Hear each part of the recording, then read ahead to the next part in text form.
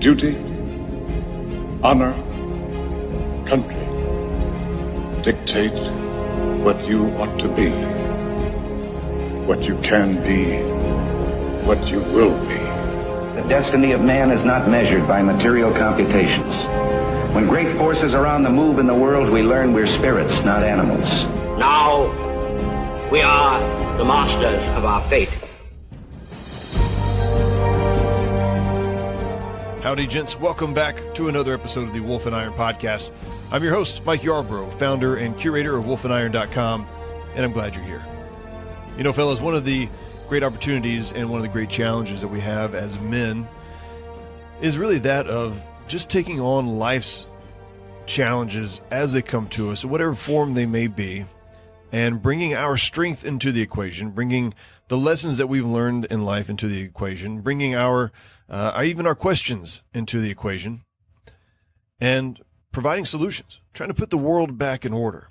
And I think one of the big challenges that we're going to see just come in absolute droves over the next 10 years, 15 years, maybe even longer than that, and we're already seeing it to some degree. You may even be seeing this in your kids, is this inability for us to relate to other people, to form friendships and to have networks of people that we engage with. I used to see this all the time when I was in other positions with other jobs, and I would be bringing people on to potentially hire them.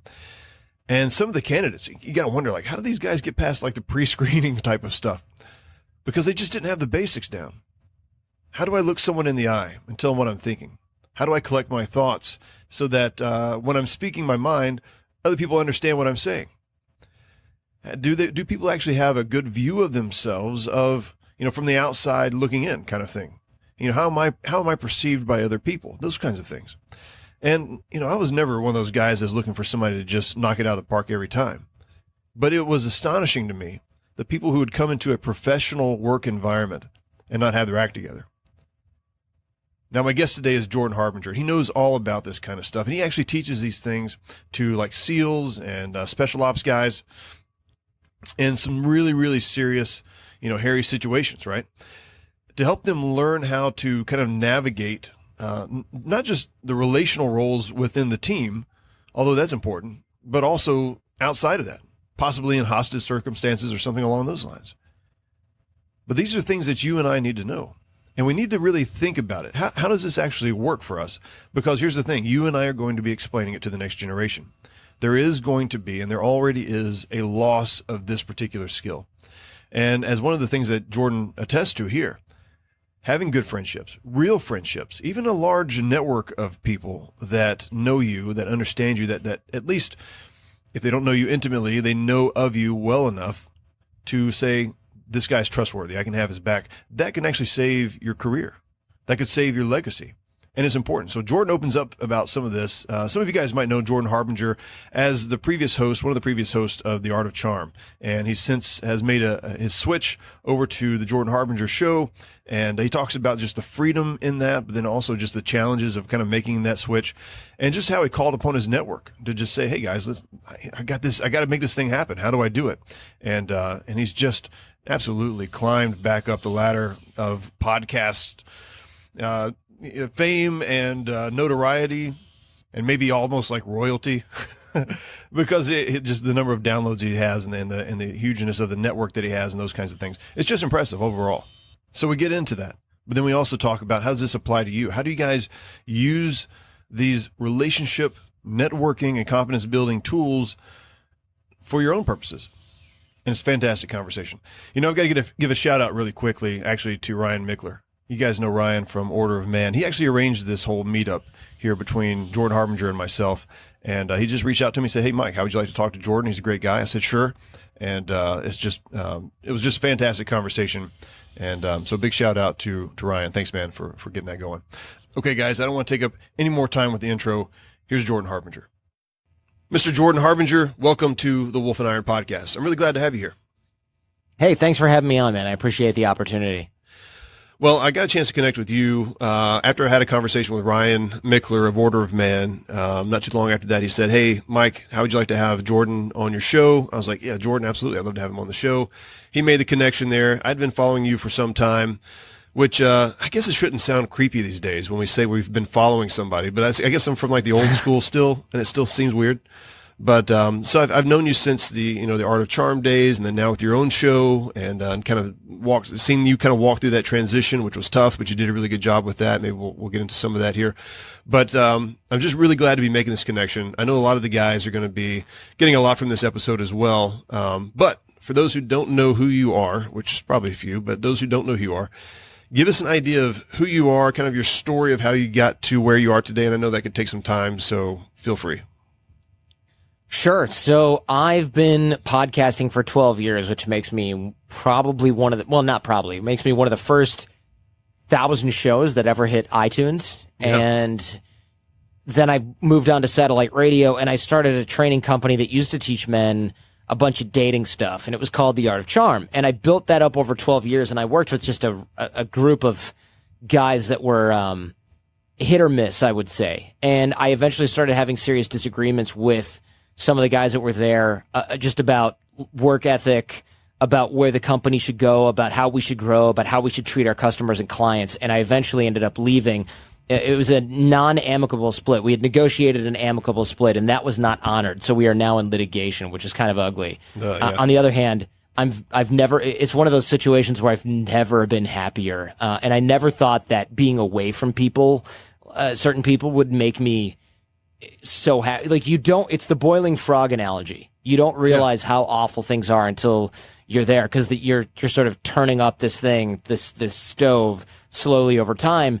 And then eventually you get out of that situation and you go, oh, okay. And so I've rebuilt the Jordan Harbinger show to bigger than the Art of Charm ever was in 11 months. Jeez. And so if anybody ever needed any proof about it was funny because I remember thinking, oh my gosh, can I redo this? It's going to take forever. I don't know what I can do. It's so, it's so sad. I put all this time in. We're bigger than we ever were before, and we were listed as best of iTunes or best of Apple Podcasts 2018 most downloaded new show, which is kind of funny. So it was really, really kind of a big change, and now we are training 3-letter agencies. It's not the Jordan Harbinger Show brand, but I train CIA, FBI, Mossad, MI6, all kinds of local law enforcement in nonverbal communication, persuasion, influence, things like that, as well as doing the interviews on the Jordan Harbinger Show. And so that's been my passion for a long time, and it sure beats teaching guys how to pick up chicks at bars, which is what I was doing before, right. And had grown out of, and then spent like the next 5 years trying to convince my business partners that we were too old for that crap. It sounds like you're doing some kick-ass stuff. It sounds like a lot of fun. It is fun. It's fun, and it's kind of a cool way for a guy like me who never served to, in a way, serve the country. Not quite the same thing, but it's been an important move because I really didn't get a chance to do that. And now I get to show people who are in our agencies, covert agencies especially, how to be better at what they do and possibly save their lives, or more likely the lives of their sources. Does that make sense? No, yeah, absolutely makes sense. Trying to be vague, but I can't be that vague, but I have to be a little vague. No, yeah. We'll just bleep everything out and make it sound really cool and vague. Right. And so that's there you go. Post-editing stuff. I think a lot of guys get that sort of down on themselves because they didn't serve. I was in the Navy, but I was only in for 2 years. I actually got out early on a hardship discharge. At the time, they were downsizing the military. It really wasn't that hard to get out. And I had a lot of kind of what I called guilt mares afterwards, where I was actually re-enlisting back into the Navy to fulfill my time and to go back. And this lasted probably for 5 or 6 years afterwards. And it wasn't, and my point in saying this is that even if you serve, you don't always do a lot of interesting stuff. So even the guys who are in don't always feel like they're really utilized, because it's the military. It's just kind of a lot of hurry up and wait, and they just need a lot of warm bodies in most cases. But at the same time, you can find ways to serve outside of the military where you're actually using your gifts better than you would be if you were in. And I think that's the key thing, is that you've got to understand that if you're able to do what you do best in the benefit of, our armed forces and our local police officers and firefighters and whatever, if you're able to do that better than you would be while you're in the military, you're actually more effective. And, I don't think that you should nobody should really feel guilty as long as they're able to find some way to contribute. And it sounds like you have, and I think that's awesome. Yeah, that's interesting. I never thought about that you could be underutilized in the service, which is actually quite likely. Yeah, I would think. Extremely likely. Yep. Huh. I know a lot of guys who get out and they're like, I didn't learn anything. I didn't do much. I kind of learned how to follow rules, and I was a warm body, and, I got my 20 years in, and, it's like, that wasn't for me at all. So it's really difficult for anybody who has the entrepreneurial bent that wants to change things up, that wants to see better ways of doing things. The military is not really about that. So that's a challenge for sure. Fascinating. Okay. Yep, interesting. Yep. Well, now so when we talk about, you've grown the Jordan Harbinger show to heights beyond what it was at Art of Charm. I was looking this up. You do over 4 million downloads a month, which is just... Yeah, it's over 5 now. Over 5 million. Yeah. It's just staggering. I mean, it's just freaking staggering. That's nuts. I don't know how else to say it. It's crazy. It's nice to be in this position because it's a position of influence, and it's a position of being able to prove that we were able to get up after falling down and come back hard, because I thought we'd be limping for a while, and we actually ended up it generated more revenue than we ever have. So it was kind of a funny, not only comeback, but it was like, wait a minute, you mean to tell me that in the middle of like litigation and all this hard stuff, I'm actually happier and making more than I was before? Like, how does that work? So it made me wonder what else I've been sitting on out of fear. Like, I can't start over. I can't do this. I can't do that. How much have all of us been sitting on out of fear that actually is something that we should have done a long time ago, perhaps? Yeah, no, absolutely. And I think that'd be that's definitely a great thing to jump into in a little bit here in the discussion. I remember when you're kind of going through this, and I heard you popping up on a couple of different podcasts, talking about, like basically this was really fresh. And I just remember thinking, how's he going to walk this out? And I think people who are watching you, then maybe this is one of the reasons why you have the following that you have now, is because you kind of proved some things to some people, right? I mean, yeah, it's great to talk about being charming and influence and some of those things. Those are helpful. But at the end of the day, people want to know, is this guy legit? Like, can he really walk this out in a way that's going to, kind of edify him and also not get, nasty and, mudslinging and all the kind of crap that usually goes on, right? And or is he going to just stop and just lick his wounds for like the next 4 years and get fat and, like what's going to happen? And, it's like you walked it out really, really well. And I think that's part of the reasons why I think people saw that. I think that you got some respect because of how you handled it and are still handling it. And I think that's done you a tremendous service. Yeah, I will say it was tough to keep it classy, especially initially, because this wasn't something that was... Look, what happened to me was a bummer. Like, yeah, it sucks that you get screwed over by people. Like, that happens in life, but it does suck that guys are like, be win-win, and like talking all this BS self-help stuff, and then in their personal lives are just giant messes and screwing over their friends and stuff. Like, that's classic sort of Art of Charm stuff. But like, when you look at what happened to the team, I mean, we had guys losing their house because they got fired without warning. We had contract breaches that resulted in litigation. It's just like, and to look at the irony of this, actually now though, in self-help land is no surprise. Like, we see now how big of scumbags a lot of these Hollywood people are, or authors or self-help people really are. Right. But it sucks to be on the front row of that. Although, on the other hand, it's great to also be in a situation where you look at where you are and going, there's a pride in going, the best revenge is to live well. We've all heard that. Sure. There's a pride in actually then doing it and not having to be like, well, I'm happier and it's all a rationalization. It's nice to come back and be like, hey, if you have any questions, just look at the scoreboard. So I don't Right. really, I don't really offer the idea that we should be petty about this kind of stuff, but I also don't offer the idea that you should turn the other cheek and then turn the other cheek again. Like, look, I know that you're a man of faith, so I hope I'm not pushing too hard on something here, but there's no reason that you should pretend to be happy that somebody has done you wrong. Right. And I'm not saying you have to go and get revenge per se by making them wrong or making them look wrong, but there's definitely something that is very masculine about and frankly righteous, if I can maybe cheapen that word, of going out and going, actually, not only am I going to be happier doing this, I'm going to make sure that the world can see that I am better off without you by being better myself.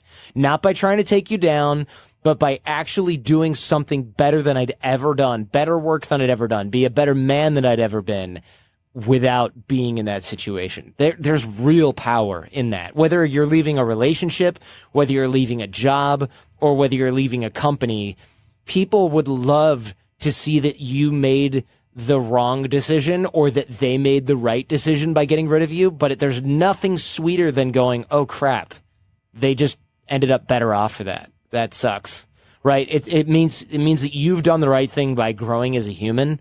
And it means that everyone can see exactly what happened. Like, you don't have to complain about it. You don't have to be like, "Wah, this was unfair." Like, it does suck when it's unfair. And I will say that I suffered more for my team that took the consequences. I was far less worried about what was happening to me because I'm sort of delusionally confident in that I'll land on my feet.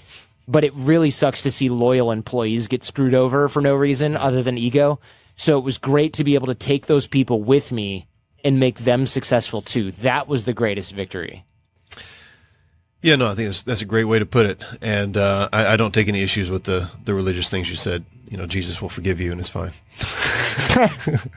Well, I mean, look, turn the other cheek is one thing, but nobody's like, oh yeah, take a beating and then smile in their face. Like, that's not in the Bible unless I'm misreading it. No, you're good. No, yeah, you're absolutely right. And even the turn to the other cheek thing, it doesn't mean if, somebody slaps you, turn your other cheek to get slapped again. And there's different interpretations of that, but I think in most cases it's more of a turn the other cheek so that somebody can kiss you, right? It's the kind of the idea of, offer them kindness back in return whenever you can. But yeah, don't just let people walk all over you. So there's plenty in the Bible that talks about don't be a doormat, essentially. Don't be a fool. Mm-hmm. And there's nothing wrong with winning. And like you said, there's a certain righteousness to doing well and to saying, look, regardless of how we got to where we are, this has turned out better for me, and I'm going to celebrate that.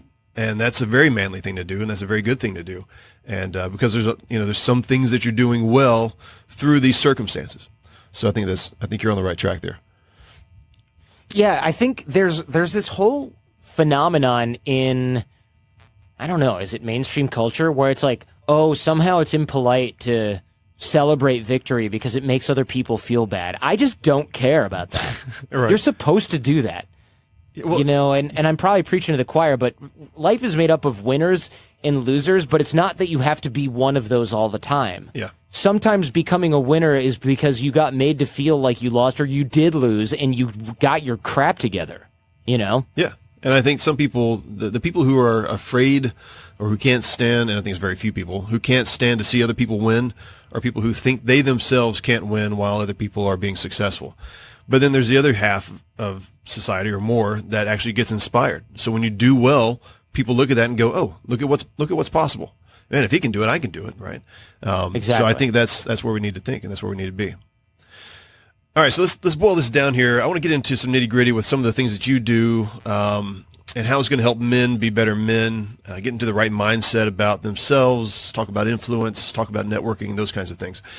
And I think most of my listeners, just because of the age range and the fact that they're most in the U.S., we've all kind of grown up with this, not that it's wrong, but this traditional Western American male mindset of like John McClane, John Wayne too. I'm going to do it on my own. I'm going to go it alone. I don't need any help, and I can just do this. Whatever it happens to be, I can fix it myself. And really kind of wall ourselves off from outside influences and outside thoughts. And obviously the guys listening to this are breaking that mold because they're listening to a podcast. But why is that mindset wrong, and how does it get us into trouble? So the mindset of you having to do everything on your own is probably, like you said, from American culture where it's like, oh, single lone hero. It's kind of a Western movie genre phenomenon. Yeah. And that has to do with the idea that these men are like pioneers and they don't have any friends and they don't have any connections. That's actually an unhealthy mindset. When you look at people who've really accomplished something amazing, most of the time you're looking at people that have done something together with others. And by the way, if you don't believe that, that's fine, but science shows that being better together is more powerful and, in fact, a lot easier and more rewarding. So we have this culture where we celebrate the Jeff Bezos, but we don't celebrate all the investors and the entire C-suite and the team around him of people that you'll never hear about. Right. We celebrate the Warren Buffett, but we don't celebrate the Warren Buffett, Charlie Munger, and their whole team, right? We don't do that. And I get it. It's sort of cognitively easier to go, well, this one guy, right? It's really, really simple to do that. But we don't, and we look at the artist, we look at the front man. It's, again, a very Western or American kind of thing to do. But it's not the way that things work in reality.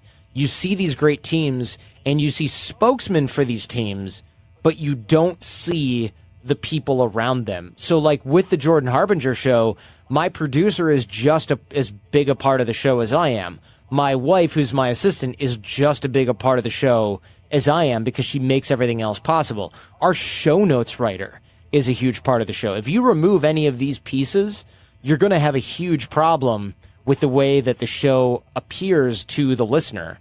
It's not just what I'm doing. It's the ability of everybody to contribute that makes it what it is. You just don't see that. And so we find that it's not as romantic to have a team behind you, but it is extremely effective. And so that's what I've been focusing on, is showing men and women that it's about those around you. And I teach people how to cultivate who's in their circle. We've all kind of heard that Jim Rohn, you only go as high as the 5 people closest to you. Sure, you're the average of the 5 people with whom you surround yourself. That could not be more true. And you find these Lone Star amazing people, but the reason is because that's easier to market. It's not because that's how they actually achieve success. Yeah, that's really good, and I think that's absolutely true. It is kind of it'd be hard to think about if new movies coming out and it's got some famous A-list actor, and they're going to market the movie and they're going to talk about all the extras that are in there and the here's the director's bio and the producer and what they've had for lunch today, and this stuff's just like, it would just be too much to market. And I think we do kind of get caught up in this. We kind of think, oh, it must be done solo. That must be how you do things, and it's really not. I mean, I can say for whether it's Wolf and Iron or Rustic in Maine, any things that I've done successfully, my family, I don't do any of those things on my own. And in fact, there's a lot of things that I just suck at. And if I wasn't really, really sure of the things that I'm terrible at and hired people to do those things in my stead, my businesses would be a mess. And, whenever possible, I try to call my wife out and say how great a job she does and the other people who work with me. And I think we've got to be more vocal about that as men, especially because we have this sort of lone wolf syndrome that we kind of fall into. And I think there's something about it too, a certain kind of detachment kind of mode that guys fall into. And I don't really know where that comes from, where we just kind of want to pull away from relationships and we want to pull away from people. And then at the same time, we have this really strong longing to be involved in things. I don't know. Do you have any thoughts on that? Yeah, I think men are terrible at making friends. Adults in general are terrible at making friends, but men are really bad at it. And the reason is partly because we're not sure how to do it and we're afraid to show vulnerability. And that's a combination of problems that results in a lower lifespan for a lot of men. It results in a higher rate of suicide among men. And it's actually a huge problem. We don't really talk about those problems because, again, we're guys, and it's like, oh, well, it's not because I'm unhappy. It's because of a stress at work. And it's like, well, yeah, it's stress at work and the fact that you're detached from your kids and you're not open with your wife and you don't have any male friends that you hang out with and share with because you got to be like Tim the Toolman Taylor from Home Improvement and do that growl thing and have power tools and like shoot stuff. But, God forbid you should talk about the fact that you're sad a lot and you don't feel like your kids love you. Yeah. That would just be weak somehow. So sweep that under the rug and then ... pills, right? Yep. And that's not good. And we're suffering from that at an epidemic level in American society, and it's not getting any better. Yeah. No, I see a lot of that. And I certainly experience it in my own life from time to time. And I got to remember that, being vulnerable is not a kind of weakness. It's just it's a being genuine. It's a willingness to be known by somebody else for who I truly am. And, that there are studies which say that as men kind of engage with, like, let's say if I'm vulnerable with my wife and I'm intimate with her and I'm sharing my feelings and my thoughts and emotion, there's only so much of that I can do before my testosterone starts to drop. And eventually I've got to detach a little bit and I've got to do my own thing. And that's fine. But I think what the problem is that guys we just don't. We just put the wall up and we just don't go beyond a certain boundary, Hey, Jim, how's the weather? Oh, it's okay. Oh, did you see, we got, storms coming next week or whatever kind of stuff. Let's talk about the game, And we don't get personal. We don't get real with the guys. And I think that's one of the areas where we just go wrong. Well, think about this. Vulnerability is not weakness. It's openness. Yeah. And that's a common misconception that a lot of people have. And I understand it. I get it. But the problem is that is the prevailing, essentially, mindset that people have. And that's a big problem. Think about this. If you're really strong and you're like a physical, actual warrior, like think about like a Roman, warrior or something like from the guy from 300. Yeah. Right?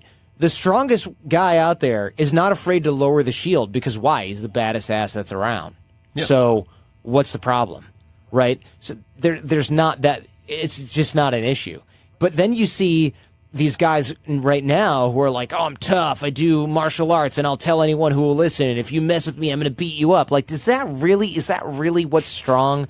Like, if you look at a lot of these really strong men from movies, they might be quick to fight back in the 60s or whatever, but they also were the guys that didn't need to. Yeah. And now we have all this whole class of men that's like, I'm going to prove myself. It's like, really? I guess. I mean, you shouldn't need to do that. And yet here we are. I think this is just a tremendous imbalance going on right now. I was talking to a counselor friend of mine, and I was actually talking about wolf and iron, and I said, there's got to be the thing that, what's like the enemy of men? If I had to nail down, like, what's the number one thing? And he's a guy that I've trusted for a couple of years. My wife and I, we've seen. And he said, Mike, I think the number one thing that men deal with, if you just boil it down, doesn't matter what the issues are, boil it down, it usually comes down to fear of some kind. And it's a fear of a particular kind of fear. It's a fear of being known and having our hearts trusted by the other people that are in relationships with. It's a fear of really enjoying relationships with others. And that just, there's something about that kind of fear that is, at the same time, we're afraid of these relationships. There's also a reflection on ourselves. We're saying something about what we believe about ourselves. So if I'm afraid to have a relationship with, a good friend of mine that I don't believe is going to hurt me and I think is going to be iron sharpens iron in my life type of thing, and at the same time I'm afraid to open up with him, I'm saying something about myself, I think.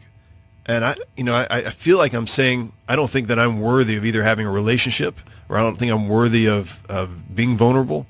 That's just kind of where my mind's going. What do you think about it? Like, how does fear and our view of ourselves kind of cause us to have these disconnects in our relationships? Yeah, of course. It comes down to the way that we value others' opinions of ourselves to create our own identity, right? So we think if we open up to somebody or to a group of guys, that they're going to view us differently in a way that will harm our identity. That's what happens when your identity comes from external sources instead of internal sources, right? So we're looking to other people for confirmation. We're looking to other people to find out what our identity might be. That's the weakest we could possibly be, to have other people define us.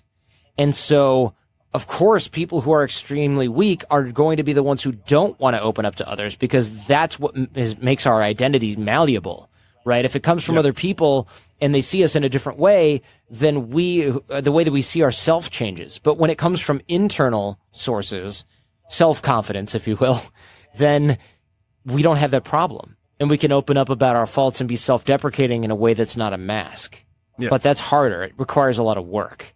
And a lot of guys don't want to put in the work because in order to step foot in that dark room, we often have to be vulnerable first. In a lot of the groups that I'm in, of men, for example, we'll be really vulnerable and there's an NDA sort of thing involved. A lot of guys are talking about their business and personal lives. Sure. But there's a lot of power in that. There's a lot of power in that because we can all sort of open the door and share things that we don't share anywhere else. And that's the value of the group. It's not the fact that we're all going, jet skiing or whatever. It's the fact that we are able and willing to open up to a bunch of other guys. And once one guy does it, it's like, all the hands go up. Someone's like, oh yeah, I feel bad. Like I'm worried my wife's not going to love me because my business is undergoing these problems and I feel like I can't provide for my kids and I'm freaking out because I want to be a good dad. And da-da-da. And then like 80, or depending on how many guys are in the room, everyone's hands go up because we all have this. We all have this, and we all thought we were the only ones, or that maybe the only guys that had this were also failing somehow. But when you see a group of guys and everyone's doing really well publicly, and someone says, I'm having this problem, we all realize we have that in common. But guys don't do that. We typically don't do a lot of that. And one of the things that I've seen from these those kind of groups when it's really intense like that, and guys they've undergone some sort of secret pledge or what have you, NDA, whatever it happens to be.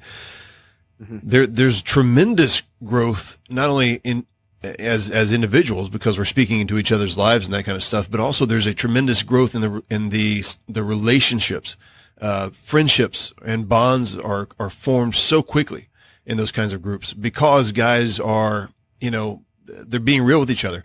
You mentioned that, you're going rafting with some guys or you're doing archery or something like that, right? There's a lot of these types of things. We try to put guys in these situations where they're kind of doing battle together, and and that can be fun. I get that. And it's just sort of a way to maybe break the ice and get the guys loosened up a little bit and have some fun outdoors, shooting some stuff or breaking some things. But, guys, we've actually formed relationships when we have a real battle going on. And so if the real battle in your life isn't, oh man, I got to go rock climbing again this weekend and it's just going to kill me. And, if that's not your battle and your real battle is that your marriage is falling apart because you're spending 60 hours a week working or 70 hours a week at the job, or your marriage is falling apart because you don't know how to dialogue with your wife and share your feelings, or whatever the case is, your finances are in trouble, your kids hate you, they're all vaping and, I don't know, whatever kids do, right? If that's the battle, then that's where you need other men to be joining you. And it can't be this sort of made up, let's all go throw axes down at the lodge when that's not the battle. You've got to get serious with the guys. And so when you invite other men into your battle, that's when you experience that camaraderie and those relationships building. Absolutely. Exactly. Because then we're all lowering the shield a little bit and we can all relate to each other for the first time and possibly forever. And that's a real connection. Whereas a lot of people don't have any real connections ever. Yeah. Right? Because we're all busy fronting. And that's something that a lot of us guys are doing. And we make it like it's like our job somehow. And we think that, if I'm going to have really, really strong friendships, like maybe you did when you're in high school or college or name whatever time it was in your life, and you think, oh my gosh, it's going to take 3, 4, 5 years for me to develop these really strong friendships.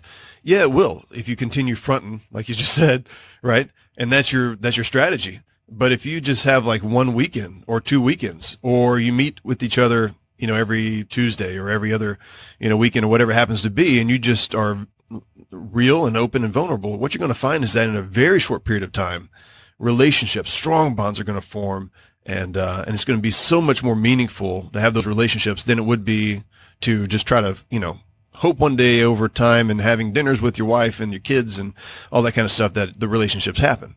I don't recommend that. I mean, that's fine. You're going to do that anyhow. But if you really want some guys in your life that are going to make a difference, you got to get serious and you got to put it on the table and find some guys that are willing to do that with you.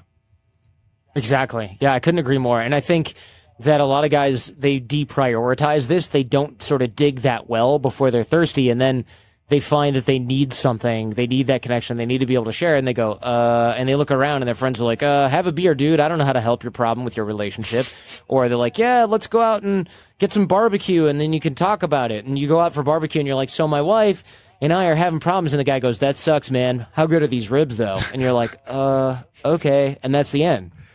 And right, we might provide companionship, but that's pretty much it. We don't provide any sort of true connection most of the time. Yeah, and that kind of goes back to what you're saying about, your closest 5 friends really define, who you are and how fast you're growing and all that kind of stuff. And it's tough. Mm-hmm. I mean, and that's why this podcast exists, is why your podcast exists, is to help people, because finding people who really want to dig in on serious topics over a long period of time and really dedicate themselves to that, it's hard to find. It just is. And we all experience that. And so there's great resources out there. It's not the same as having somebody in your life, but if you make a concerted effort to not hang out with those guys and to start elevating your tribe, then you're going to see some rapid growth in your own life. And I think that would actually that'd be a good transition point, because I want to talk about how do we do that. how do we begin to get out of our current comfort zone of these are the guys I grew up with, these are my wife's friends, husbands, or however, these are my coworkers from work. How do we get out of that and we start developing peers and relationships and people who are ahead of us that we're really, really excited to be a part of and be, influenced by and learn how to influence others? How do we begin developing those kind of relationships?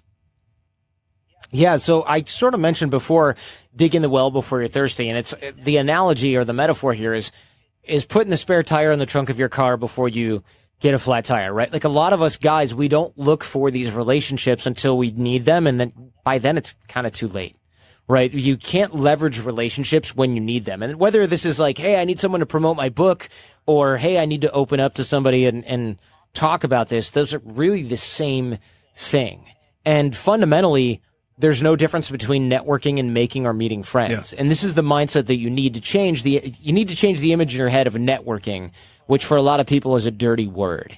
And I understand that. But here's sort of an initial exercise I give people to help them shake the rust off. It's called Off Lifelines. And imagine you get laid off from your job today. Who are the 10 to 15 or so people you'd contact to solicit their advice on what to do next? And these are your dormant ties, but they're important, right? These are people like your old boss and your college professor who was an advisor. These are the people who you go, I know I should reach out to them, but I'm busy. Life gets in the way, all that crap. Make that list. Reach out to them now when you don't have an agenda or you don't need anything specifically. And this is great because it's less awkward, right? It's really hard if you need something. Like imagine you are unemployed. Yeah. You go, hey, college advisor, how you doing? And they're like, oh, good. Jordan, good to hear from you. And you go, great. So I need a job. And they're like, yeah, I knew it. Right. And then they're disappointed and you're not catching up with them. And they're like, hey, I haven't talked to you in 10 years. I don't know what to do. But if you reach out now and you say, hey, look, I've been pretty bad at keeping in touch, and I realize relationships are an important part of staying sane. A lot of guys will go, yeah, me too. I have thought about you a couple times over the past few years. How are you? Let's catch up. And now you don't have an agenda. So you don't have to go to them with that shame that you would if you're like, how am I going to ask for a job? You're not. You're not asking for anything. And this gets momentum going, and it ends the cycle of procrastination. People have 100 things to do. They're comfortable with 99 of them, but outreach is not generally one of those things. So it gets momentum, it shakes off the rust, and relationships, connecting with other people, it's the one area of your life, of your business, where you just cannot make up for lost time. By the time you need these relationships, you're too late. So you got to make that list and reach out now. Reactivate that stuff before you need something from or between those connections. And you kind of experienced this, right? I mean, you weren't really laid off, but you kind of experienced that in a sense where, man, here I am. I've been disconnected from this thing that I've been building for so many years. And man, I really hope I've got some guys that see me as a genuine friend that I can connect with and help, kind of rebuild this next version of whatever I'm going to be doing. And obviously you put that into practice and it's done really, really well for you. I mean, we don't all have friends who have, but that has to do with who are the people you surround yourself with, right? Exactly. And look, I've been putting this into action for the last, let's say 10 years. So I did dig the well. Yeah. And then when I was thirsty and I found myself having to start over with the Jordan Harbinger show, I was able to make literally somewhere in the neighborhood of 300 phone calls the first couple months and telling people what happened. Yeah. And they were like, yeah, I'm going to help you. So I was able to come back with just in force because thank goodness, I'd actually walked the walk because I was teaching networking and relationship development, but I was doing that stuff too because I saw a little bit of potential in the benefit. And I thought, okay, this is going to work. I've been teaching this. It's effective, but I'd been walking the walk. And now I'm like, good thing I did that. Yeah, absolutely. And I'm thinking about the guys who are thinking about their own lifelines and they're just going, man, this sucks. Like if I had to think of my 10 or 15 people, none of these guys could get me out of a jam, or give me good advice. And that's a tough place to be. And I think that one of the reasons is that most relationships just kind of form out of happenstance, and most of life will just happenstance. If we're not determined about the direction, if we're not trying actively to give it direction. And I think that we got to realize that the relationships that we have in life, we can't just leave them up to chance because they do matter so much, and that we've got to be purposeful about having those relationships, right? And so if you've got friends in your life, and I know this is hard to do, if you've got friends in your life that aren't really feeding you and that aren't lifting you up and you guys aren't building each other up, then I think it's time to narrow the time that you're spending with those friends down to maybe nothing if necessary, and then really get serious about trying to find guys that are really, really good influences on you and that are going to make a big difference in your life. It's time to get intentional about your relationships. Agree. Yeah. Purposeful is important here because I think a lot of guys or a lot of people that are into or that see the networking thing as potentially important. They're like, yeah, but I didn't go to a fancy school, or, I didn't join a fraternity in college or whatever it is. That doesn't matter. I've got friends that were born into insane networks that are related to, literally, I've got a buddy who is related to Paul Revere. Like, it's crazy. Old American. They own an island, off the coast of the East Coast. They own a freaking island. Like, not many people do that. And I remember thinking in law school, I will never be as well connected as this guy, ever. Yeah. It's impossible. And now I'm like, he's really one of my best friends. He's got a great job at Google. He's just killing it. But he goes, hey, do you know anyone who does this and this and this? And I realized I've had my foot on the gas for 15 years with networking, maybe 10. And he's not really thought about it because all he has to do is call his dad or his grandpa and he's good. He's not spoiled or talentless or anything. He works hard. Yeah. He's just never had to be purposeful. And he's got a great network, but man, I've spent the last 10 years essentially becoming a global super connector very deliberately. I've had my foot on it's the tortoise and the hare, right? Yeah. The hare is naturally fast. He's got a great network, those hares. The tortoise is like, okay, I'm going to keep walking as fast as I can, and I'm just going to be consistent. And that's what I found has worked really well. You have your foot on the gas when you are implementing this stuff. Other people who've been born into it, had a fancy private school education, they might start off with something, but they're not even thinking about this kind of thing. Yeah, absolutely right. Just a little aside here. This is a value add for the guys who are listening. Paul Revere looks a lot like Jack Black. I don't know if you guys have seen his photo. I didn't know if you could look up Paul Revere's photo, you would think, is this Jack Black? Is this like some kind of joke? They got to be related in some kind of strange way. Oh, yeah. What? Yeah, it's nuts. That's funny. It does look like Jack Black. Well, actually, I found this out because I went to a school. We were actually helping, it was during the summertime or something like that. We went to this school, and we were supposed to be helping clean up and paint and do some restoration stuff. And they had, in the library, they had a picture of Paul Revere. But I thought, why do they have a picture of Jack Black from some old movie, And then my wife was like, no, that's Paul Revere. And I'm like, are you sure? And so, yeah, apparently it's a phenomenon. Other people know these things. So, anyhow. When we talk about, wait, no, go ahead. Has anyone ever talked about that? Because I feel like I should send this to Jack Black and be like, you should send it to has him. Anyone told you look like Paul Revere? Revere? It could be one of those things. Nobody wants to tell him because it's almost like, actually what's funny, people used to say that I look like Jack Black when I was younger and heavier. Don't tell him I said that. But, and I was kind of like, well, I don't really know if I want to look like that guy. And then I don't know if Jack Black would be like, I don't know if I want to look like Paul Revere. So maybe nobody's told him, and you should take the opportunity and let him know. Oh, you know what? I found a website that says Paul Revere totally looks like Jack Black, and they did a side-by-side, and he's doing the same pose as Paul Revere in a photo, so obviously somebody has mentioned this to him at some point. Yeah. Dang it. Well, I should have jumped on this years ago when I had the chance, when I first discovered it. Oh, well. Thought I had an in with Jack Black for a second. Well, we'll find another celebrity that looks like somebody else, and we'll just play this off like it was done on purpose. That sounds about right. So we talk about influence, and this is my professional podcasting skills, by the way, getting us back on track here as we've kind of diverged a little bit. As we talk about influence, and I'm thinking about, you mentioned too that now that you've kind of got this the Jordan Harbinger show, and there's so many things going on, you've got some influence. And how does that relate, or how does that differ from just popularity? Like, everybody knows you, everybody knows your name, type of thing. Is it the same? Like, when we talk about having influence in the world, and I think that's important for a lot of guys, especially guys who want to leave a legacy, how does that differ from this idea of just being popular and well known? Yeah, that's a good question. Influence is the idea that people will follow your advice, and being well known is the idea that people know who you are. Like, I think there's a lot of people, most people have both, but there are a lot of people, like Gilbert Gottfried is very popular. People know him, but if he's like, hey, everybody go eat at this place, like, are you really going to do it? I'm not. Right. I don't really care about that, but, he's popular. He's in movies. He does a great parrot voice in Disney films. But somebody with influence is a totally different story. If somebody that I respect says, hey, this is something you should do, completely different. Comedians are popular, but not necessarily influential. Sometimes they are, but most of the time they aren't.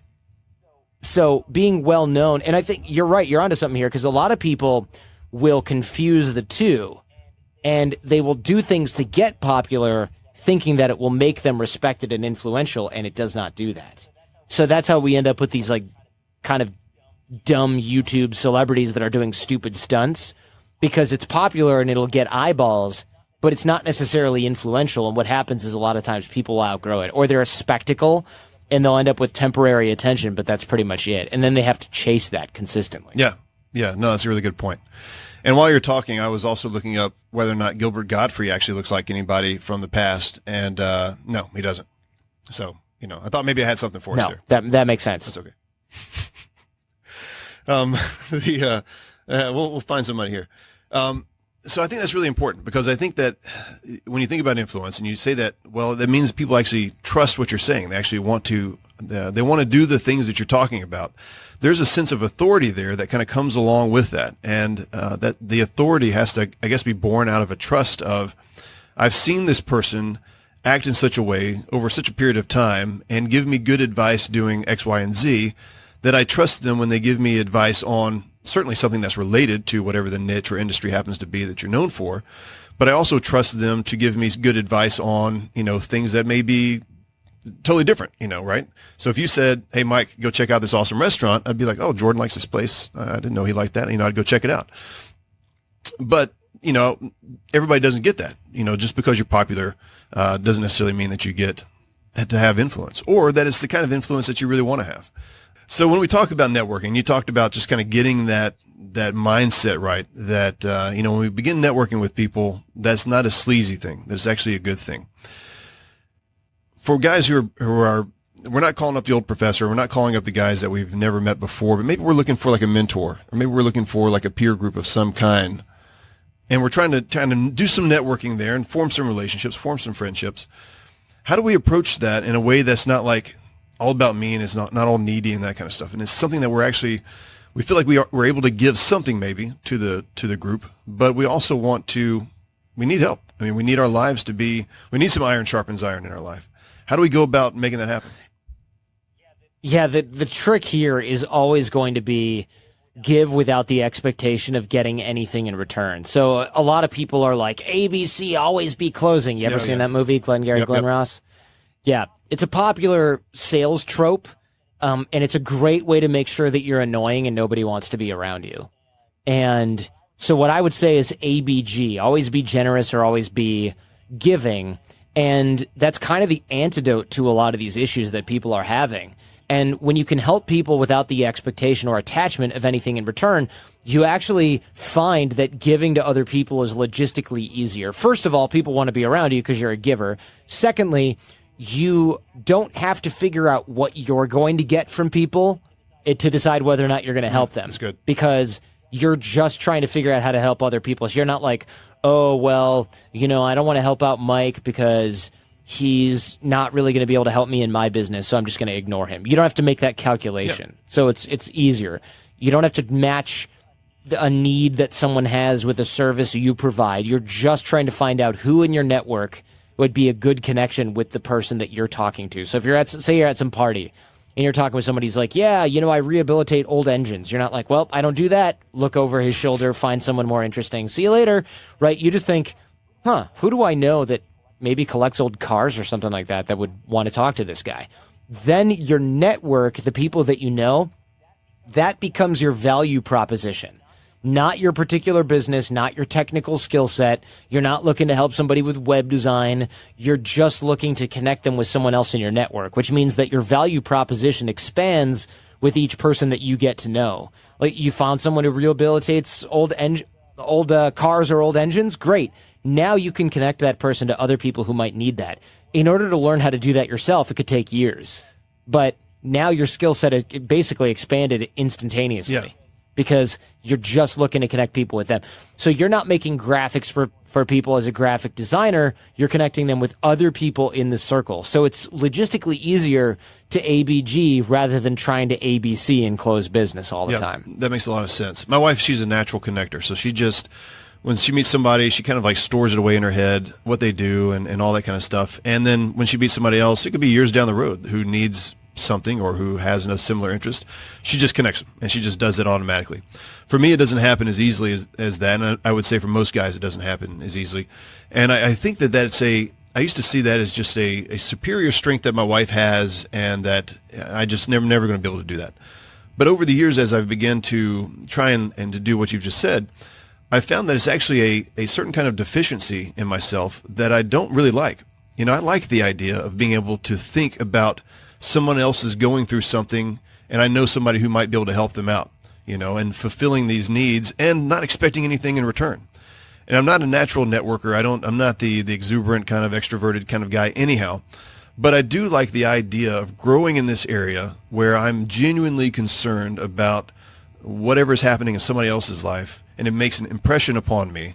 And then I get a chance to turn around and help them by connecting them with somebody else, and to see those guys or gals or whatever it happens to be come together and good things happen from that, and not expect anything in return. I mean, just absolutely get out of the way and just say, you know, whatever. But also understand that there's wisdom there, and that it's just the right thing to do. It's just a nice and kind way of being a human being. Yeah, I agree. It's a better and easier way to live, because you don't have to worry about what's in it for you. You get a great level of, your reputation is awesome, right? Like, worst case, people are like, dang, that guy's always so nice and helpful. That's not a bad way to live. Right. Especially because it doesn't really cost you anything. Like, if you're in the land of what's in it for me, I get it, because you're probably like, oh, I'm a graphic designer. If I'm going to help them, I need to make free graphics for them. So I got to find people who need graphics and then ask them for something. Otherwise, I wasted my time. You're not doing the work. You're just connecting other people. So this is fully scalable. You could make 100 intros a week, right, if you needed to. And by the time you're doing that, you probably have an assistant who you can say, hey, introduce these two people, and then they're doing it. You got templates, automation.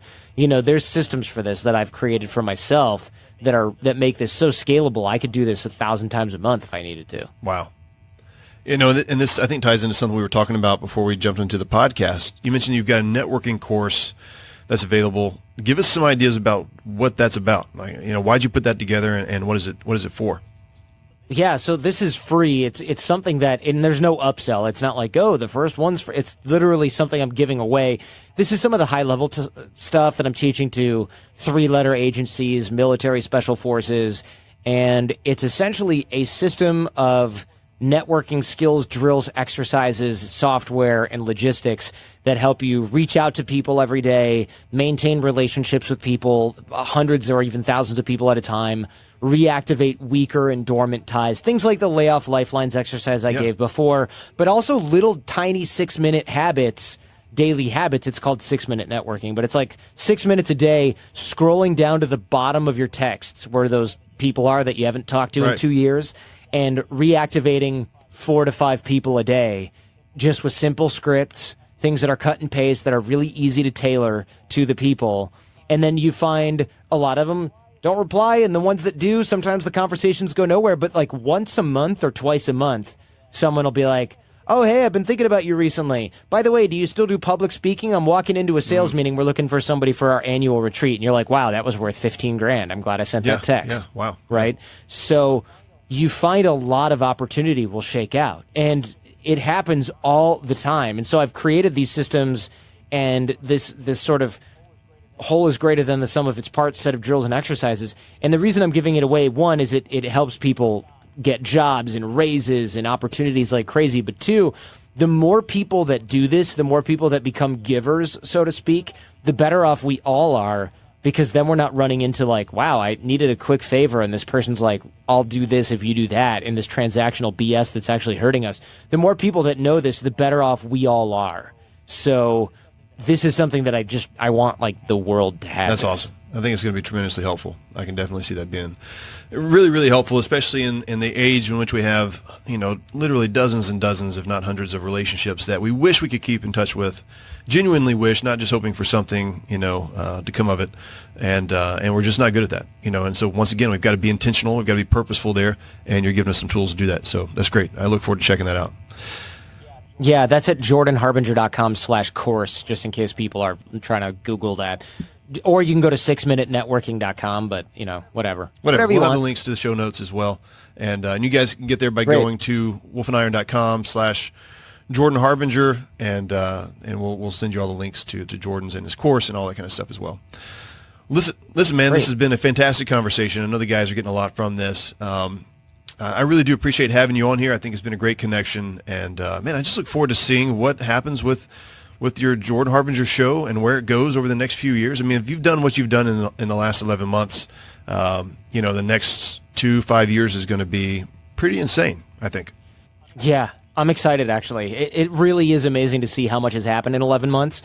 And as much as it was rough to start over, now I'm like, oh my gosh, the world is kind of my oyster right now, and in a way that I've never had the opportunity to take advantage of. And so, yeah, I'm also excited. I'm very, very excited to have my team behind me. It's just a very unique opportunity now. That's awesome.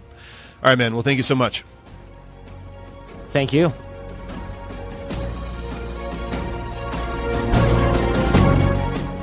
Well, there you have it, men. I'd love to know what you thought about the episode. Feel free to reach out to me on any of my social media networks. And look, if you got something out of this, make sure another guy does too. Share the episode and make sure it gets in front of the guys that need to hear it the most. Until next time, keep your powder dry, and may a fair wind be always in your sails.